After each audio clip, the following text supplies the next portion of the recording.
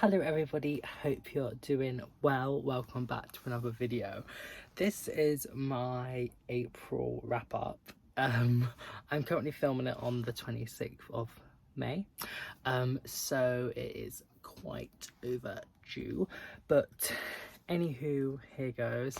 I ended up reading 8 books in May, well 8.5. I DNF'd one, and they're not all of them. I have some audio and ebooks, but yeah, I'm trying to do this quite quickly because April wasn't really the best month, so yeah. But anyway, I'm not going to go that much in depth with certain ones because I have like other videos for them. But anyway, the first book I read was November 9 by Colleen Hoover. I ended up giving this 2.5 stars. I didn't really like it. It was fine. It was easy to read, but I didn't really enjoy it. Yeah, I will leave a link up there to my Colleen Hoover reading vlog that also has about these two, if you want to see more of my thoughts. So yeah, then I read Phenomenal Woman, 4 poems celebrating women by Maya Angelou. I read this in like the library when I was in the library. I am giving this 5 stars. It's just 4 poems by the late great Maya Angelou, a woman I absolutely adore and love. I love everything she has ever said and done and just everything, and I definitely need to be reading more of things that she has produced, and yeah, I really enjoyed these 4 poems. They're just phenomenal, literally phenomenal. Yeah, I love her. Then I read It Ends With Us. I ended up giving this 3.5 stars. I think this is objectively good, but I do have problems as well. I don't know if I necessarily enjoyed it, but I have a lot to say about this. In my Colleen Hoover reading vlog, I said that I'm going to do a whole like video review of this book, and I am going to do that. Of these other ones, I'm going to unhaul these, but I'm probably going to keep this one because I might reread it, or I don't know, I just want to keep it on my shelf for the moment. So yeah, but yeah, 3.5 stars for that one. Then I was reading this, and I DNF'd this at 48%.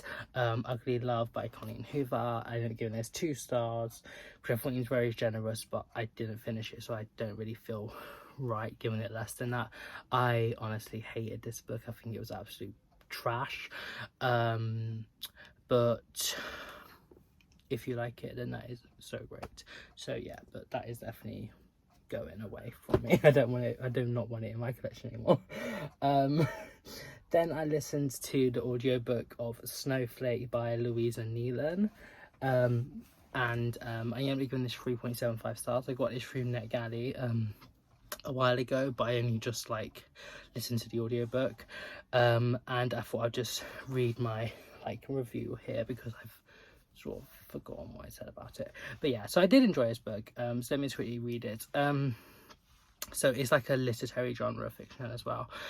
We follow the main character Debbie via a first-person POV as she recently turns 18 and will be starting university in Dublin. She talks of her life living and working on her family's dairy farm and her uncle Billy, who lives in a caravan in the garden, Mum Maeve, who suffers from psychosis-like episodes, deteriorating mental health, and an obsession with dreams, and James, the local farmhand and Maeve's younger lover. Things do happen, and there are other characters, the other main one being a friend Debbie meets called Zanti, who's a Dubliner at university, but it's less of a plot focused story like others in this genre, so it's more about like the main character and sort of like the relationships and stuff. Most of what actually happens was okay, but I did question a few parts and there was a couple loose ends as well. The character analysis, development, human interactions and messages are what Nealon places an emphasis on. This is primarily the case in the discussion on mental illness, depression, and the views people take with a lot of nuance. Many of the attitudes towards those suffering and seeking of help via counselling or therapy aren't the best, but there's a lot of growth. A major part is how the healthcare systems in place aren't working at their best due to the strain, slowness, and highlighting the need for money to get good slash quick treatment, but some parts narrative wise fitted together a bit too well, where in reality it likely wouldn't have.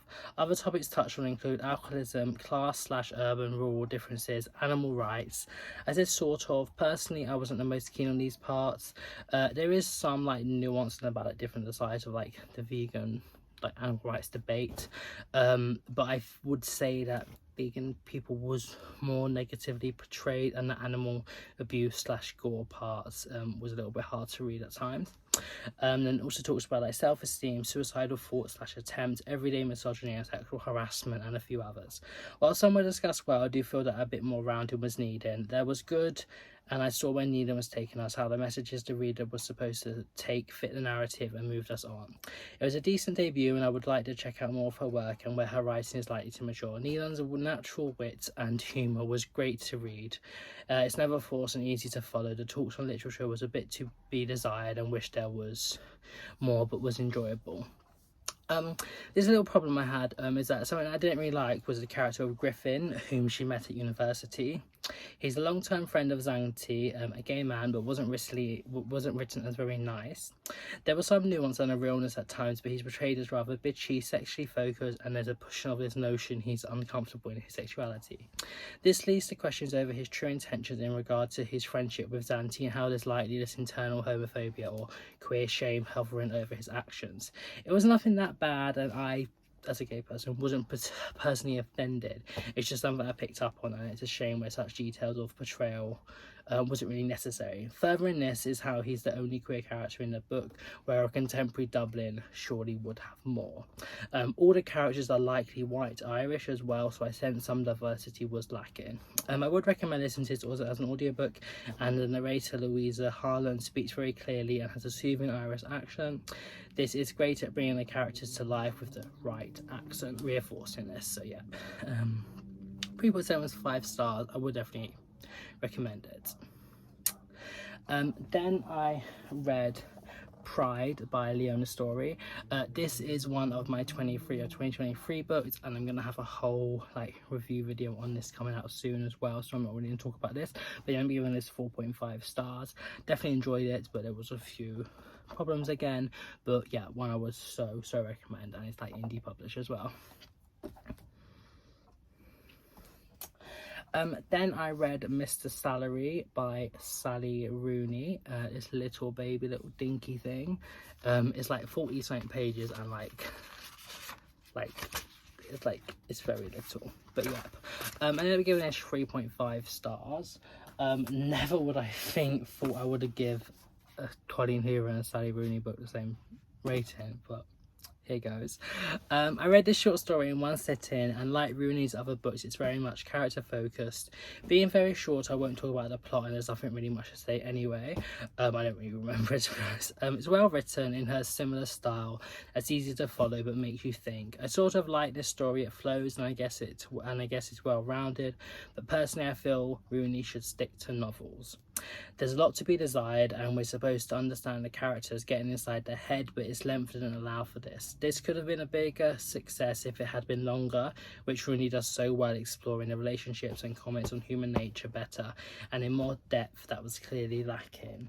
Any messages that she'd like to put forward would have benefited greatly too. So yeah, like Rooney, I don't really think the short story genre is for you, but yeah, if you want to come up with another novel, I like that very much. Thank you very much. Thank you for listening to me. I'm joking.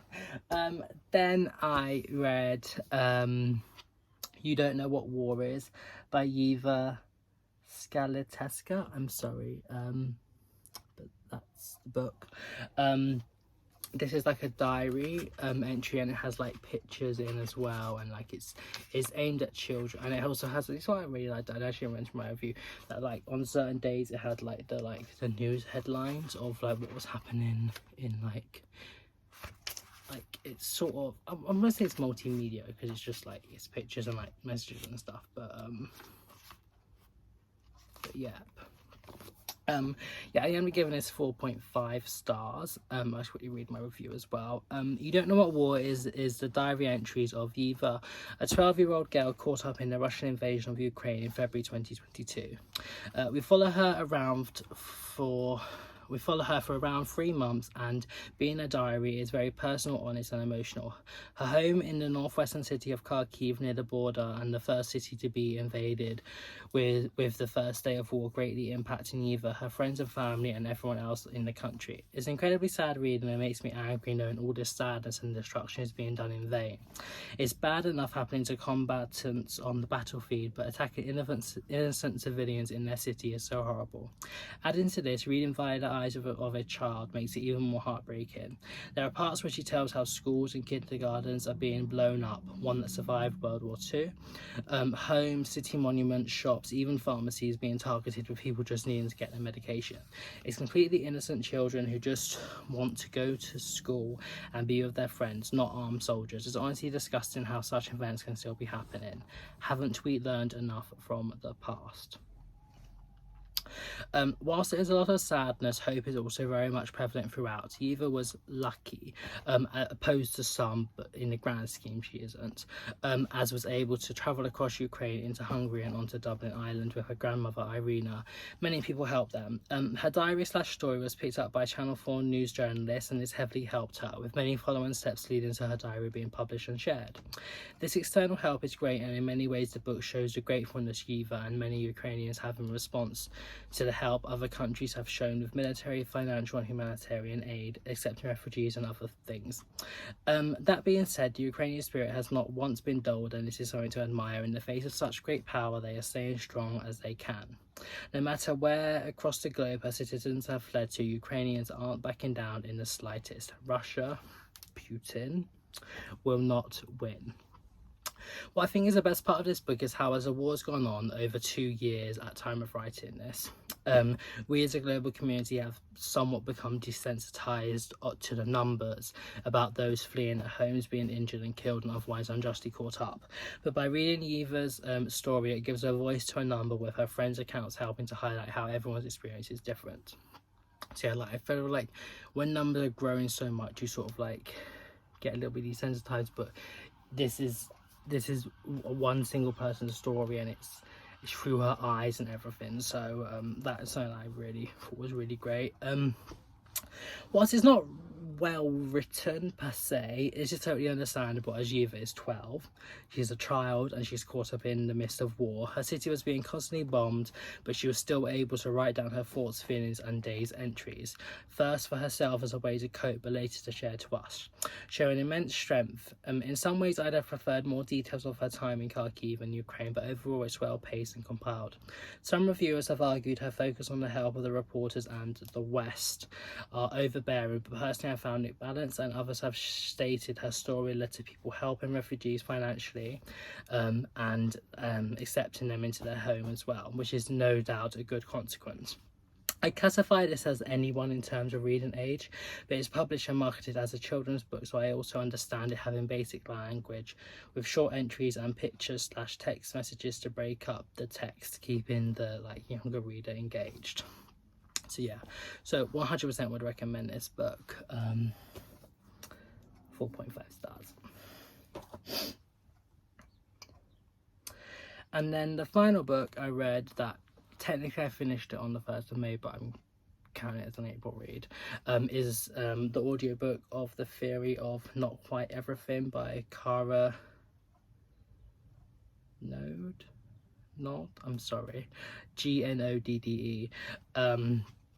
And I'm giving this 3 stars. Yeah,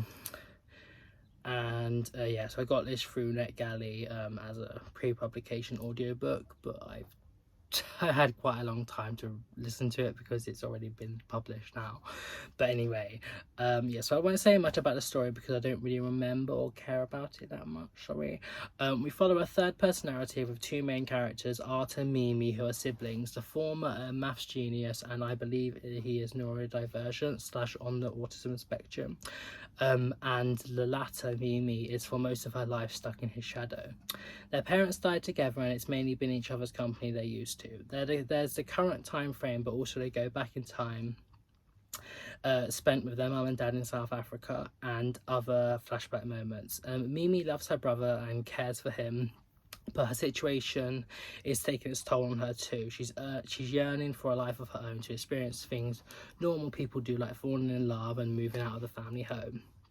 In her endeavour and meeting a new man, Frank, the duo have to deal with a lot. I think Node's comments on human relationships between siblings, but also budding romances and friendships with the other mainish characters, Ray and Ernest, are the best part of this book. They're insightful and make you think a lot, which I thoroughly enjoyed. The characters are quite developed as well. My main criticism would be there is a little too much maths and repetition of things as well, which made this book drag on a lot. If I was reading this physically, I'd have skimmed largest chunks too, and was very close to DNFing at multiple times. I say quite a bit could have been omitted, and with this rehashing of the same conversations, theories, arguments, etc., it made me lose my attachment to the characters, becoming very jarring, annoying, and boring, and it went along. No, it does imply nuance to the characters and story, but it was lacking for me. They did seem a little one-dimensional. The writing is okay, but nothing amazing, quite simplistic at times too, where it didn't fully flow. I also wish there was more discussion on art sexuality, which is hinted at but definitely lacked. The narrator performed it well, doing accents for certain characters. I could tell who was who, and it was very clear. I guess I enjoyed it to some extent, and I'd still feel comfortable recommending this book, but it's quite mathsy and there is repetition that I'd warn you about. I didn't particularly like it, and I don't have a real desire to check out more of her work. In all honesty, I wouldn't say she's for me, but thank you for the opportunity to read this book. So yeah, this is definitely a lot shorter than my other wrap-ups. Definitely Phenomenal Woman, the poem, which was my favourite. And then I would probably say Pride by Leonie Story. And Ugly Love was definitely the worst. Closely followed by November 9. But yeah, I hope you enjoyed this video, and hopefully I get it out on time. My May wrap up will be coming soon, so stay tuned for that. Have a nice morning, evening, night, wherever you are in the world, and I shall see you very soon. Bye bye.